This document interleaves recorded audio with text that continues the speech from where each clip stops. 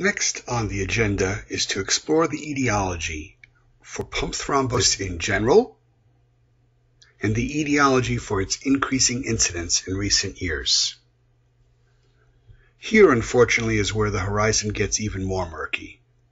Yes, the riddle wrapped in a mystery and so forth. So let's talk about pump thrombosis and what we know about it at present. Here is a photo of the impeller in the HeartMate 2, and on the right are various examples of pump thrombus in situ. It is important to note the locale of the thrombus, which is in proximity to the rubidium bearing that is on one of the two contact points of the impeller with the pump body. We are going to return to this shortly. Ultimately becomes a VAD thrombus can be initiated in the VAD de novo or could arise elsewhere and either extend or embolize to the VAD. In the absence of any obvious mechanical factor, it is really rare to know the exact origin of the thrombus or embolus. Generally speaking, the thrombus may have formed in the blood upstream to the VAD, it may have formed de novo in the pump itself, or it may have propagated proximally to the body by distal obstruction or turbulence, most often in the graft or its connections.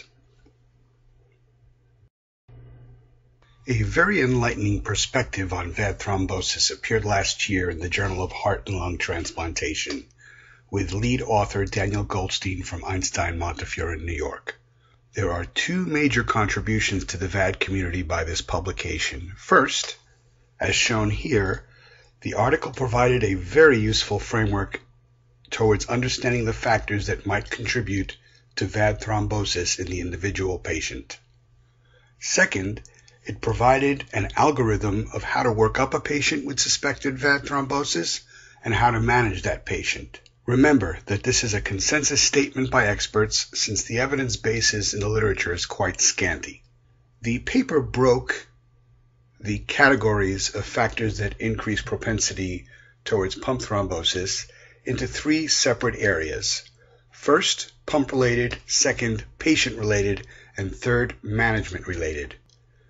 There are also some factors that cross over among groupings, but in general, this thought process works quite well. So, of the pump-related factors, those they include are intrinsic heat from the impeller, surface interactions, platelet activation from shear stress, regions of stasis in the pump, cannulation site thrombus, outflow graft impingement, and inflow cannula migration and malposition. Of the patient-related factors, they include atrial fibrillation, pre-existing thrombus in the heart, a left-sided mechanical prosthesis, infection or sepsis, non-compliance, low flow from a variety of reasons, or a hypercoagulable state. Finally, there are management-related factors that include a low INR, although this sometimes can be a compliance issue, absence of antiplatelet therapy, which also can be a compliance issue, inflow cannula malposition, infection management, and low flow due to intentional low RPM setting or hypertension. I would spend some time acquainting yourself with these items because they are very helpful in working up the individual patient. This is a very common appearance of the inflow cannula bearing thrombus in a patient whose VAD had been explanted for pump thrombosis. On the right, on microscopy, you see elements of fibrin and denatured protein. As I just mentioned, the area of the inflow bearing has a high propensity for pump thrombus formation. In this video, you can see where that site is. That is, it's proximal on the impeller pump, and it is one of the two sites of where contact is made with the pump body. I'm going to digress for a minute to focus on the relationship between computational methods in VAD simulation and the problem of VAD thrombosis.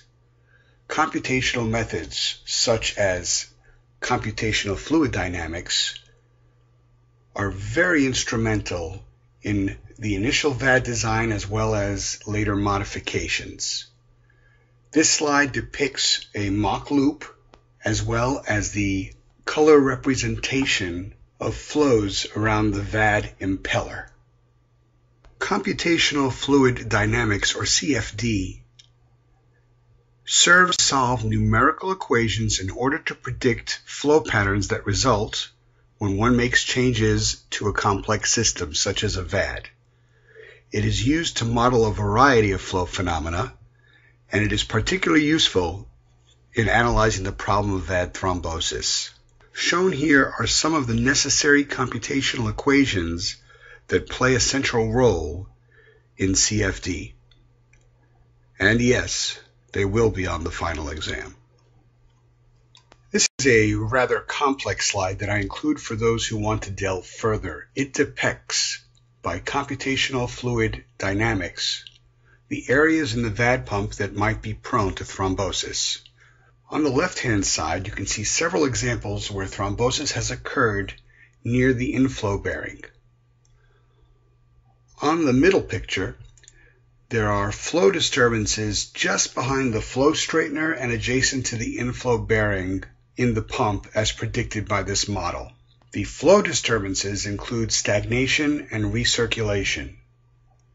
These patterns are predictive of thrombus formation and correlate well with what we see clinically. Please pause the slide if you want to get more information about this very interesting but complex topic. Continuing with the topic of etiology for pump thrombosis, I want to discuss briefly what I call the yin-yang relationship of pump speed. In recent years, there has been a tendency to manage patients with lower pump RPMs in response to the high incidence of aortic insufficiency and GI bleeding we see in our patients. The thought is that by decreasing pump speed, we encourage LV filling and opening of the aortic valve, and opening of the aortic valve would hopefully decrease the incidence of aortic insufficiency and GI bleeding. Nevertheless, pump speed can have a variety of influences as depicted here that may be relevant to pump thrombosis. So at a lower pump speed, you have a lesser likelihood of suction events, you have a lesser likelihood of RV dysfunction because you minimize the risk of septal shift. There's greater pulsatility because the LV is filling, there's more aortic valve opening for the same reasons, and hopefully a lower incidence of GI bleeding. With higher pump speeds, on the other hand, you maintain a greater effective combined cardiac output and blood pressure, and you have better washout and heat dissipation of the pump rotor. However, there are computational fluid dynamic studies that suggest that there's more LV stasis at higher RPMs, particularly in the setting of very poor LV function. So in the end, this is a complex relationship, and all these factors need to be considered in deciding what's the best therapy for the individual patient. A few sentences about the rheology of continuous flow pumps are apropos here, and these are derived from the Mera paper on the vexing problem of thrombosis in long-term mechanical circulatory support. First, almost all continuous flow devices are associated with an acquired von Willebrand syndrome that has been shown to reverse after heart transplantation. The reason for the importance of this phenomenon is not that it has a direct bearing on the incidence of pump thrombosis. Quite the contrary, the acquired von Willebrand syndrome more likely leads to bleeding. The problem arises with the bleeding that results from the acquired von Willebrand syndrome and the necessity of treating it in some patients. That is to say, some patients may actually become hypercoagulable during management of bleeding. There are also differences between the devices that are now FDA approved. The HVAD is a centrifugal pump and the HeartMate 2 is an axial flow pump. The HVAD has been noted to have a lower stable phase LDH level than the HeartMate 2. Question is whether this is reflective of a lower shear stress or some other phenomenon. Contrarily, the HVAD has been associated with higher levels of fibrin split products than the HeartMate 2. Is this indicative of fibrinolysis, and how might this relate to pump thrombosis? Another very important difference that has not been explored as of yet is that the HVAD is completely intrapericardial, unlike the HeartMate 2. Will this make it less prone to cannula malposition? In other words, if there's no need for a pump pocket, you can't have too small of a pump pocket. Yes, all this data can be confusing. There's obviously a lot of work to be done in clarifying the etiology of pump thrombosis. But what would Churchill say? And so on. Here is a superlative figure from the Mandeep Mehra paper that summarizes over time the trends in patient profiles, LVAD volumes, and management strategies over the time course from 2008 to 2013. I want to explore it in a little bit of detail because this one figure portrays a tremendous amount of information. As we look at the diagram, at the top part, we see about the FDA approval process for the HeartMate 2 for bridge to transplant was in 2008, and then the same device for DT in 2010, and finally the Heartware HVAD for BTT at the end of 2012. The green line that you can see cascading across the figure shows the growth in VAD volumes. The red bars on the graph show what happened over time with the Intermax profile of the patients. So the red represents Intermax profiles 1 and 2, and you can see that that has diminished over time. The blue rectangles represent the percentage of destination therapy cases of the overall volume. You can see that that's been rising steadily, and it's probably now over 50% of the annual VAD volumes. In blue, in the middle of this figure, are the one-year survival rates. Towards the left-hand side, you can see the bridge to transplant survival rates went from 70 to 84% in the trials, and the destination therapy survival went from 68% to 73% at 1 year. And then as you proceed to the right, the data reported from Intermax showed that the combined survival for both bridge to transplant and destination therapy is up to 80% at 1 year. Towards the bottom part of this figure are the management considerations that have evolved. And these really summarize quite nicely the different factors that may impact the spike in HeartMate 2 thrombosis.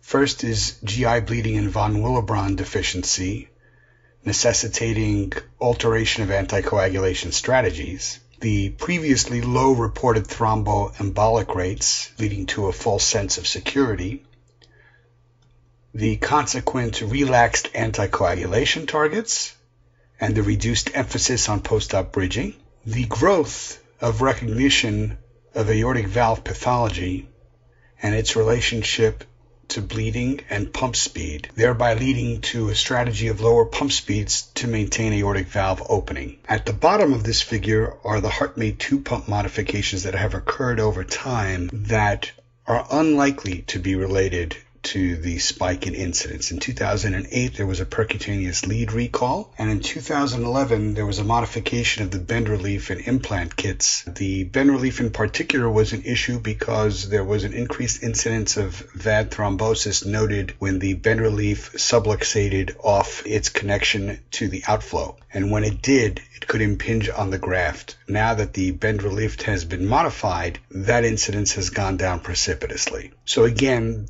this latter technological modification is unlikely to be related to the more recent spike in pump thrombosis. Again, a wonderful slide from a great paper.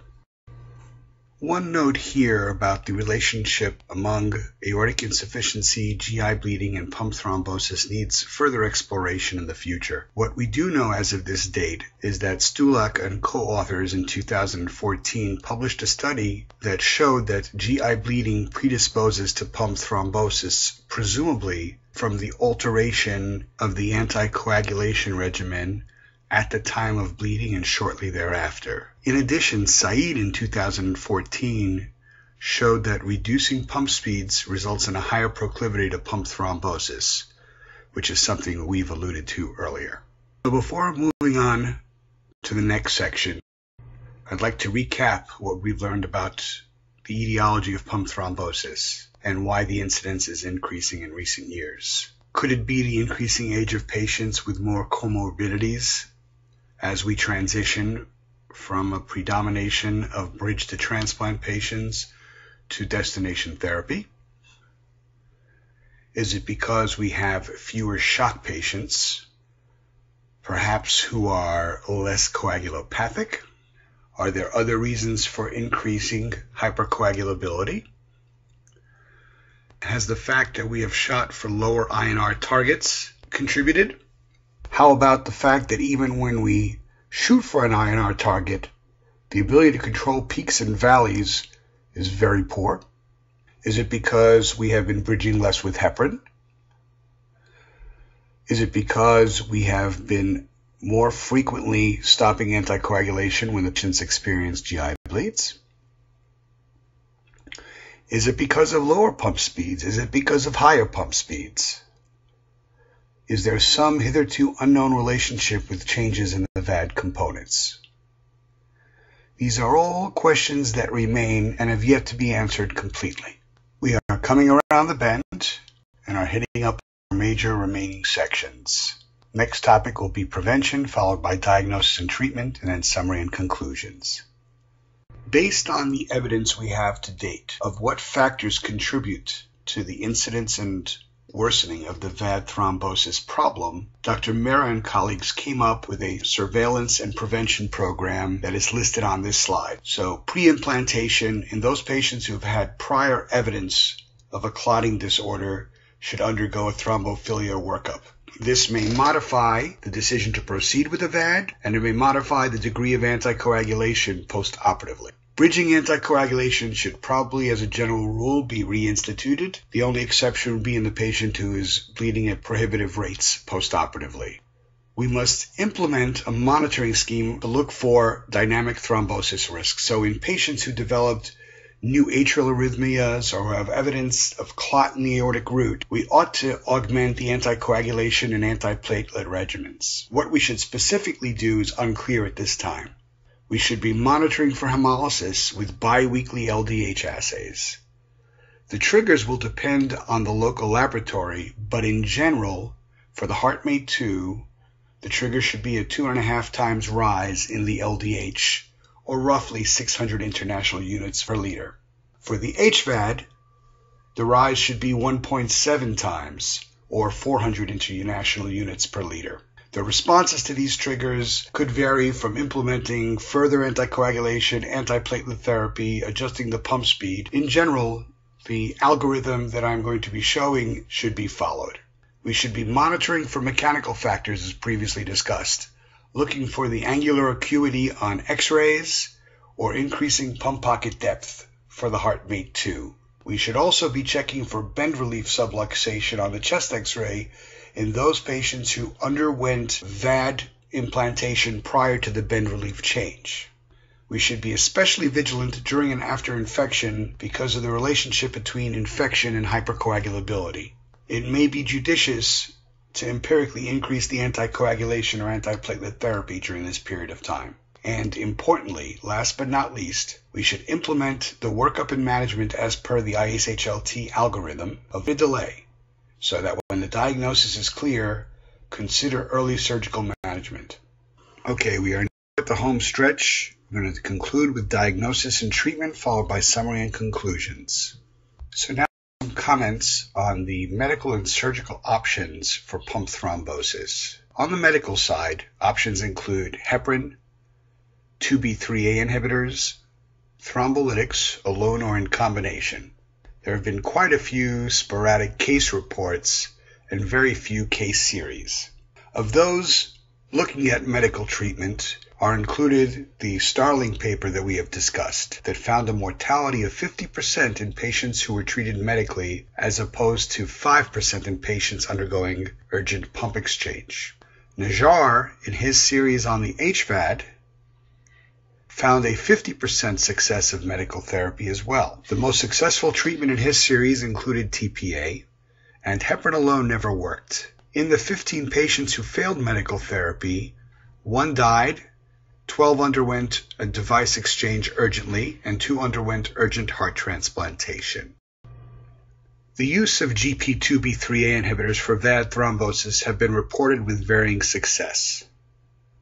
Teller in 2014 reported on their experience with integralin. There were 22 administrations in 17 patients with pump thrombosis. The median time of occurrence from implant was 47 days. More than 60% received concomitant heparin. The results were as follows. There were 11 bleeding episodes, so 50% of the patients bled seriously. 4 were hemorrhagic strokes and 5 were GI bleeds. Device exchange was required in 3 patients, or 18%, and 7 patients died, or 41% of the total. These results, in combinations to the ones discussed in the prior slide, lead one to the conclusion that the risk of medical therapy may outweigh the benefit, especially if instituted too late in the time course of pump thrombosis. Personally, although I've tried thrombolytic therapy on several occasions, I have not seen it work once. What it comes down to is that surgical therapy is likely the best option for most of these patients, the timing of which would be dependent on the patient presentation. Some can be set up relatively electively for device exchange, others may need to go emergently. The nice thing nowadays is that this operation can be accomplished by a sternal sparing subcostal incision, first described by Ota in the Journal of Heart and Lung Transplantation earlier this year. As you can see here, the pump body is exposed through a subcostal incision. Vascular control is gotten distally on the graft. The patient has been placed on cardiopulmonary bypass so that the blood can be evacuated from the heart. And then after disconnecting the pump and removing the driveline, a new pump body is put in, secured, and activated. One of the challenges of this technique is that preoperatively one has to be pretty sure that the problem with the VAD thrombosis is not related to a more proximal or more distal problem than the pump itself.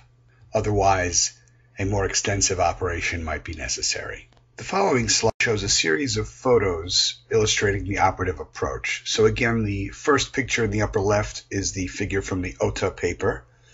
The second is the incision made in the subcostal territory. The patient's head lies toward the left and the patient's feet to the right.